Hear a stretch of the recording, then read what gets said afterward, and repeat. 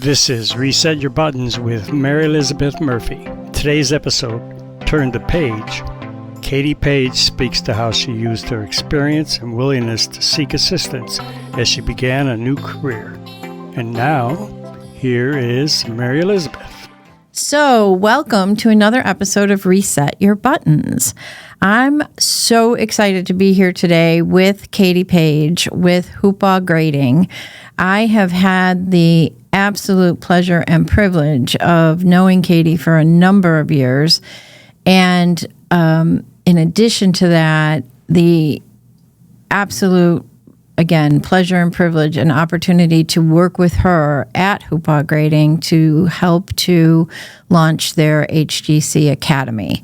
And that's what we're going to be talking about today. So welcome, Katie. Thank you. I really appreciate you having me here today. Yes. Thank you for making the time to be here. Of course. So as we do, we're going to go ahead and talk about some of Katie's journey that got her to Hoopaugh and some of the different steps she took along the way, which were her personal resets, personal and professional resets. And then we're going to talk about what's near and dear to both our hearts, which is this project we got to work on, which is impacting hundreds, if not thousands of lives. So, Katie, tell us about your journey. My journey. It's so funny. I always think if I had known the path that I was going to take, been like, there are a lot of kind of twists and turns in there that Yeah. would not have expected. But it's all been good. It's all been a lot of fun.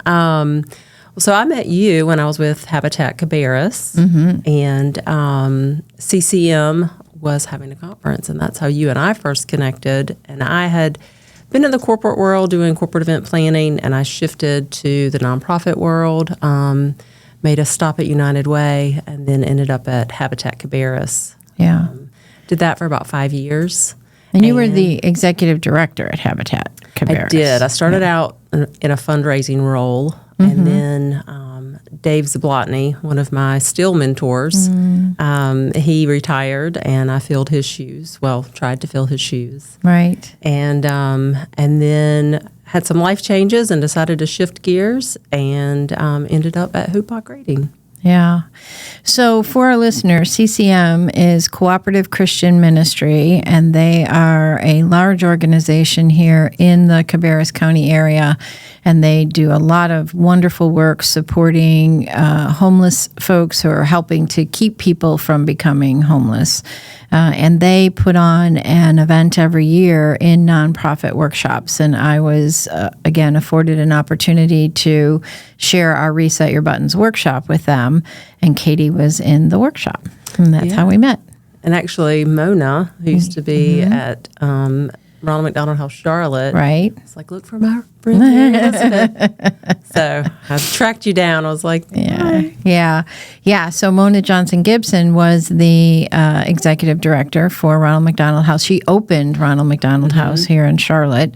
And so there, for our listeners, again, as you're looking at your careers and you're looking at moving forward and all the things that cause us to pause and breathe and think about how do I want to reset, it is our community, our network that helps to guide us to the place we think we want to go.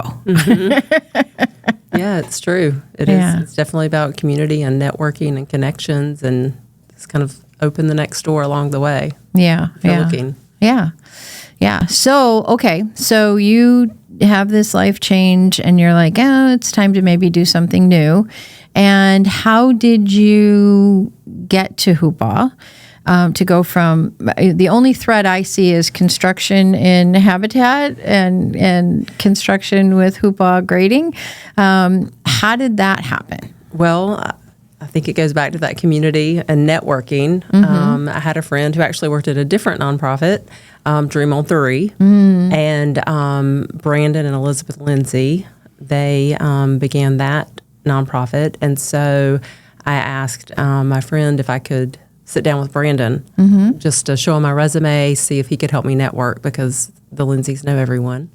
And so met him one afternoon, and he looked at my resume, and we were talking, and he was like, I may want you to talk to us at Hoopaugh Grading. I'd never heard of Hoopaugh other than that's where he currently was working. And I was interviewing a couple different places. And so I was like, okay. Went in, sat down with him, and then Brian McManus, the owner, and Tim, one of our VPs, and just sat down with them. And I mean, we joke about it now that there was no job description. Brian just always had a vision that Hoopaugh would be a teaching company. And his vision was far grander than I could have imagined, which has been how our lives intersected again. And so I just kind of rolled the dice. And the first meeting with them, I could just tell that there was already a solid culture. And I just felt very welcomed. And it just felt like an opportunity for me to build something that, frankly, I didn't know how to build. But it seemed like a great opportunity. So I decided to move to South Charlotte and start at Hoopaugh, which is even further South Charlotte. So it was not just a career job move, you physically moved as well. I did. So that was a total life change moment. And it was good. It was definitely a reset. New living situation, new job, new coworkers, moving away from some close friends, even though it's only an hour. You'd be amazed at the difference that just an hour makes. And still trying to connect in the same way. It's different than when you're 5 or 10 minutes away. So there were a lot of changes, but that reset was a very, very good one. So you, and we talk about this sometimes in the podcast, which is, you recognize that there was a time that a change was needed.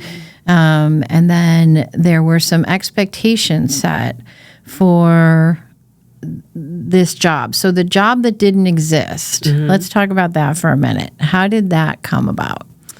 So Brandon had just started at Hoopaugh, I think about a year earlier, and they started Team Development Group, which really it's kind of a spin on HR in a way, but it's really more employee, or as we say, teammate focused. And they just knew that Brian's background with his parents, he had seen at the companies that they had worked for, really invested in their employees with training and development. And especially in the construction industry, it's kind of you start on Monday, after you talk to somebody on Friday, they toss you the keys and say, all right, here you go. Go figure it out. And I had never been out on a construction site doing site development and grading, and just how massive the equipment is and how large the sites are. And it's a bit overwhelming. And I think that the goal was not only for new teammates to feel confident and be safer with the training and education, but then also a part of that culture to where you're not just in your machine all day. There's opportunities to build camaraderie and further that culture of family. I totally appreciate in such a bigger way that Brian had that vision, right? To say, this is what my parents experienced, and I want to make sure I bring that into my company. There's so much that we can do within the workplace. And as you and I have shared over the years with Star Resources, I've had the opportunity to impact teams, and before I came to Hoopaugh, 2 other companies where they held that vision of these values, which is similar to what you're talking about with Brian. These values that I have, I want to share within my organization for the men and women who work for me, so that they have the opportunity then to take that home and impact their communities. And a mentor of mine had said at one point in time, and I honestly didn't know that she said it. It was a mutual coach who was also coaching me at the time pointed it out. And the mentor is Marita Frijan, and Marita is also the founder of Center for Right Relationship, or CCR Global, and CRR Global. There's one more C in there. And all that detail to say what Marita said was, if we're going to change the world, it has to be through the workplace. And it didn't click for me, even though doing this work over the years with the opportunity with organizations and teams and then with you all, that, like I always said, if we don't bring personal and professional development, or what now is being termed as talent development, into the workplace after college, unless folks are getting it through their churches or have a, like I do, like you do, a personal and professional development interest, where will they get it in their adult lives? Right. And so the fact that Brian saw that and was supported in it with Tim and Grayson as well, to say, yeah, this is a stand. This is a stand we're putting in the ground, and that we're in the ground, construction, grading. Okay, didn't mean it that way, but that worked out. But literally, right? They're taking a stand and putting it in the ground and saying, this is part of our values. Right. Well, and I think a lot of his motivation too was the individual professional development and personal development, but also within the industry, there's a huge workforce gap. And you hear a lot about the problem, that there's this gap. And Brian said, well, if nobody else is going to solve it, we'll at least solve it for us. Yeah. And then through that, we are very open, and people come in for tours, and we'll meet with companies in and out of the industry to talk about our training and development, because it isn't, the secret sauce isn't what we do. The secret sauce is who we are. Yes. And so we can talk about the what we do and the training and the curriculum and all of that. Right. But you have to have leadership that is committed, put their money where their mouth is, because the investment in that academy and the team that supports that academy is not inexpensive. No. And so we are willing to help support other companies in or out of the industry that are interested in doing the same things or something similar, because there is such an impact in the workforce during the day. But then also, and you and I have talked about this, when you go home at night. Right. With your family. You've got your work family that you spend a lot of time with. Right. But then we still have our family. Right. And there's got to be that balance between the two. Yeah. Yes. And recently, I just got chills. I was having that similar conversation with another client where we're working to duplicate something, but bring that same type of a culture of learning and development, talent development into their workplace, so that it's organizational wide, it's system wide. It's not just a department within an organization. And we were having this conversation about work-life balance, and we just had a little bit of a light bulb moment, which is, well, isn't that what life balance is? So for so long, and myself included, we look at life balance through how many hours in the day, right? And where's my balance with the 1,440 minutes we have available to us? But the reality is, if you really pause a minute and think about it, if I have a good balance at work, I'm having a good experience at work. And, it's not always perfect. That's why it's work, right? It comes with conflicts and challenges, and things don't go right. And that's just the nature of life, really. And then if I come home, I have nothing to really be frustrated with or complaining about or bringing that attitude into the house. The buttons that got pushed at work aren't coming home with me, right? And then vice versa. So I'm coming home with a positive impact, a positive mindset, but then I'm going into work with the same feeling. And it was in that conversation that we were like, well, that's what work-life balance is, right? Yeah. Yeah, because now we're balanced. Our life is Yeah. It is amazing how in many, no company that was mentioned today, Many jobs ago, I was in a situation where it was not a strong culture, and it actually was a very toxic environment, and it was difficult. And they talk about when on Sunday when you're dreading to go to work the on Sunday Monday. scaries. Yes, Yeah. And I definitely experienced that, and I can say now, where I'm at now, and my time at Habitat, it was exciting because there was purpose there. Or it is exciting because there's purpose there, and I truly feel like in my role, I'm making a difference. My team is making a difference, and I do have fun at work because I love the people that I work with. Yeah. Because there's that balance between the personal and professional at work. Like I know that my teammates care about me, and I know that it's a safe place. Yeah. And that's hugely important too, because it's a safe place to, and I'm going to use this term and people are going to be like, what? But it's a safe place to fail, right? It's a safe place to make a mistake. It's a safe place to fail. Because why? How do you all work with that when there's failure?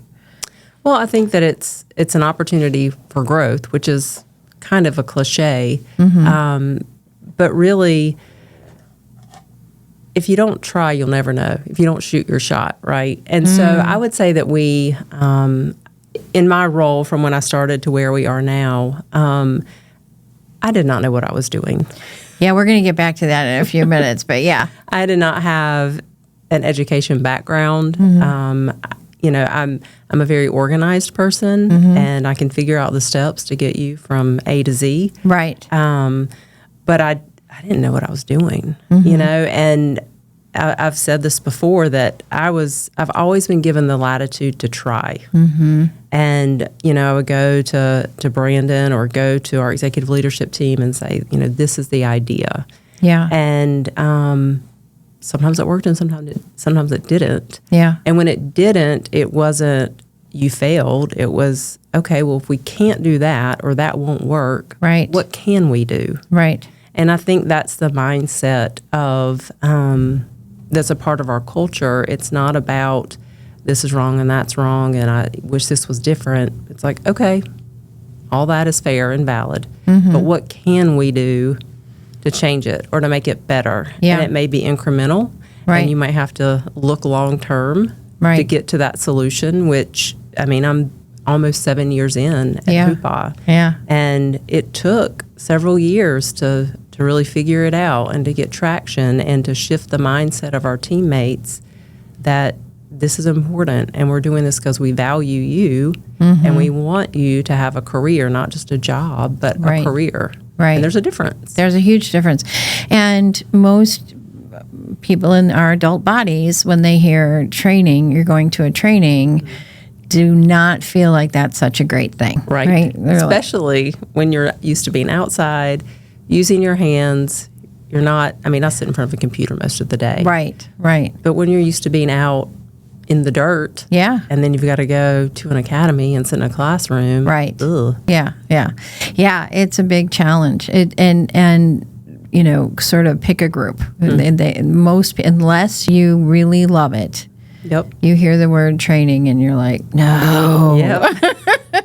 Or what did I do wrong? But fortunately, I think that mindset has shifted. Yeah. So let's because there's a big story and around how we came together, and then, as you're saying, 7 years later, here's what we have, which is just amazing. And I have a personal story to share around that and everything else. Well, many, but how this idea of what happens at work impacts the family as well.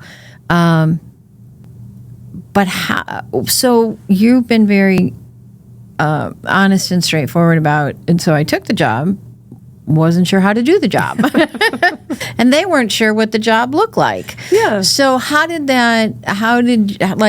okay, so yay you, right, for doing that, because a lot of times people would let that stop them. Right. And and I don't want to, I want to honor all of our humans, but women tend to, statistically speaking, walk away if they don't feel like they know how to do something, right? And so with that tenacity and your willingness to say, okay, I'm going to jump in and figure this out, A, what had that happen for you? And then B, how did we come together?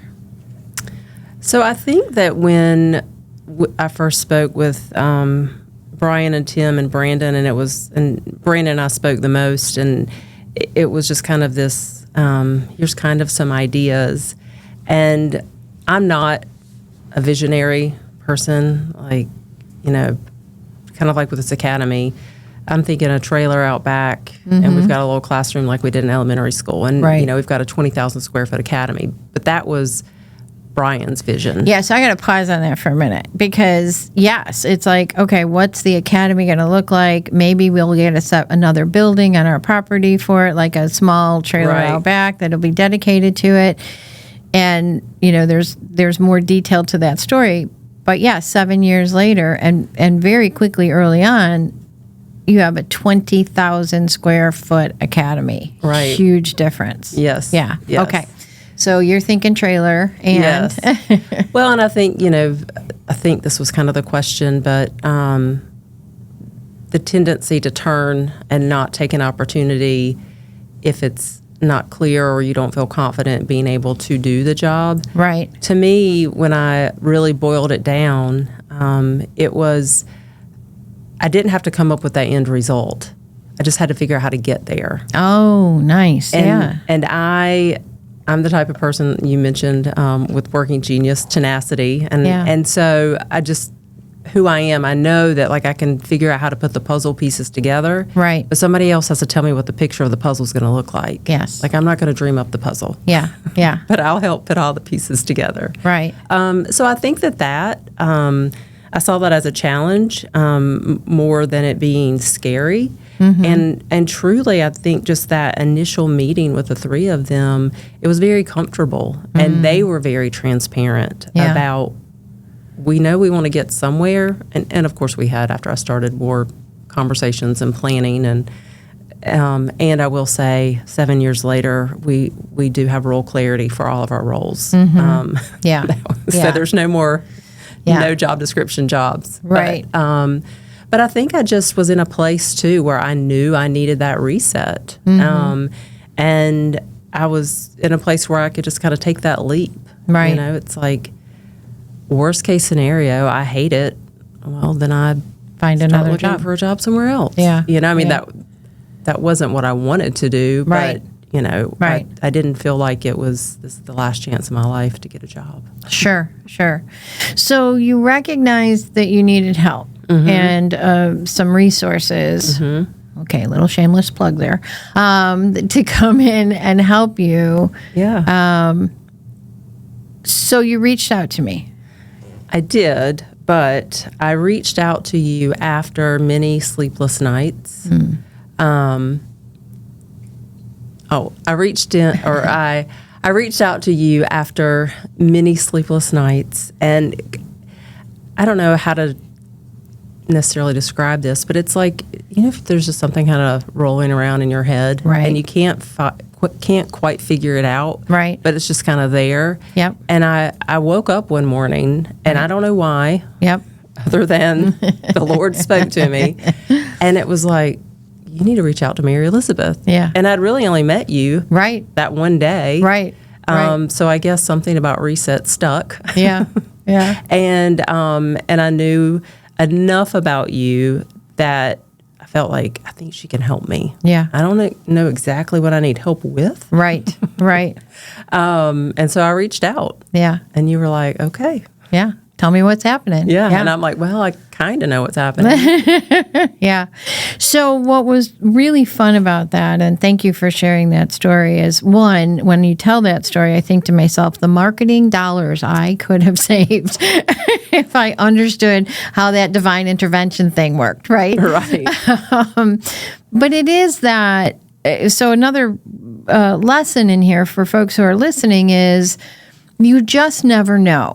Right. And so when we are meeting people and when we are building relationships and when we are at the networking events or we're walking through the grocery store, it really does speak to the impact that we have on other people's lives. We're not just floating through a day, you know. Right. And if there is other things that I want people to take from our experience, from our podcast, from our work, it is that you and your life matters.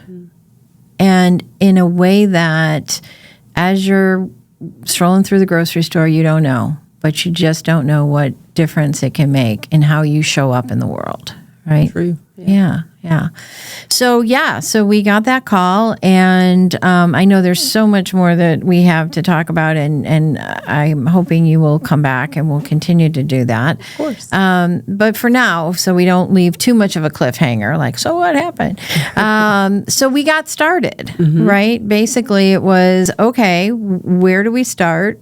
We had many meetings. Many meetings, and many meetings with Brian and Brandon, and okay, to your point, how does this sound? Is this, where we're headed? And then we got started in the gym. We didn't have a trailer. We had the gym, and there was lots of heavy gym equipment that needed to be kind of scooched out of the way because you just don't move that. And then the pandemic hit. And we were like, okay, well, now what? Right? And Brian, you're going, I never forget this text message I got from you. You go off to a conference in Raleigh to learn about internships, I think. Apprenticeships, yep. Yeah, because that was part of, apprenticeships, part of what was happening. I mean, we are literally like, oh my God, what's happening to the world? And you send me a text that said what from Brian? Just rented or leased a 20,000 square foot warehouse that will soon be the Academy. Yeah. I was like, wait, what? What? Yeah. And then I think you were up in Raleigh, so I don't think I could have called you, but I really wanted to. So my response might have been, what? Yeah. How exciting and scary, right? Yeah. Well, it actually was a couple weeks before everything shut down. Okay. It was right before. So we walked into it not knowing COVID was about to happen. There you go. So Yeah. it just signed. Yeah. I think we were like hearing these rumblings of something's happening, but nobody quite knew what yet. Mm-hmm. Yeah. And then a couple weeks later, it was like everything stopped. Yeah. Which actually ended up being really good for us because it gave us that time to build out, to deconstruct and reconstruct. Right. And change it from a call center into the Academy. Right. And so in January of 21 is when we opened our doors. Right. Which the Academy is for HGC teammates. It's not open to the public for training. Right. We work with some of our trade partners and clients with training, but it's not a school you can sign up and go to. That's good. We need to make sure we let people know that your phones are going to flood. But yeah, so it allowed us that time to get the building ready. And then early 21, things kind of started opening back up a little bit, but we were always considered essential. So our work didn't stop. Right. So we had a lot of individuals who had been in hospitality or the food industry or other jobs that were non-essential that were looking for work. And so we were prepared. We didn't know this. I mean, hindsight, it's like, wow, this worked out great. Right. But we were prepared when everything kind of started opening back up to be able to allow people an opportunity that a year ago we would not have been prepared to open our doors as freely as we did. Right. Because we had something in place to teach and train and give people an opportunity. Yeah. And I know we're running short on time today, and there's so much here. There's so much, and I want to make this point as we move into the wrapping up. But one of them is that, as you said, the work of HGC was essential, but the Academy wasn't. Right. Right. Our work that we were doing wouldn't be considered essential at that point. Right. In fact, if anything, it'd be like, everybody on deck, we have, all this work we have to do. And so in addition to finding locations that we could meet, that were open air, and how we could spread out and how we could do the work, it seems to me anyway, I remember coming to a meeting after the academy was opening, and it was like, okay, what is phase 2 going to look like now? And my thanking Brian and Brandon for continuing the work and continuing to work with us with Start Resources. And I'll never forget the look on both their faces, and particularly Brian's, like, well, why wouldn't we have continued? Like, there was no, I was like, Mary Elizabeth, what's wrong? Why would you ask that question, right? So that, to me, just really speaks to that commitment to the people who work for HGC. Mm-hmm. Yep. All in. Yeah. All in. Yeah. Yeah. So will you come back so we can continue and talk more? Okay. If you wanted our listeners to really kind of take something away from this journey that you've been on, this almost 7-year journey, or even just your stepping into it, what would you want them to know? Oh, I didn't get this question in advance. I know. I just thought of it while we're sitting here, actually. When I look back on making the decision to shift gears to reset, and then I look back over the last 7 years, and I think that what stands out to me is the importance of the people you surround yourself with, And one of our core values is integrity. And I'm sure there are a lot of companies out there that have integrity as a core value. Right. But that's not just a word on the wall, along with our other core values. And I can say that I've been surrounded by teammates with integrity and who have helped me hold myself accountable and to not be afraid to not to let fear stop what you're going to do next. I'm a very analytical person, so take a breath, pause, look at it. Yep. Evaluate. Right. But then move forward. But then make sure whatever you're stepping into, that it's with people that will be there to support you along the way. Yeah. And like you've supported me along the way. Like my previous boss, Dave. He's still a support to me. Mona, I still touch base with her. Yep. And there are teammates and people from Hoopaugh that, my plan is to retire there. But, should I leave or whatever, that I've made relationships and contacts there that I know that I'm supported. And I know that there are connections to my life forever. Yeah. Yeah. So, yeah, that's a beautiful place to be. And again, a big part of who you are, because you are a person who gets back what you give, right? I think I know our relationship has been so reciprocal in that way, and I'm constantly feeling like I owe you so much more.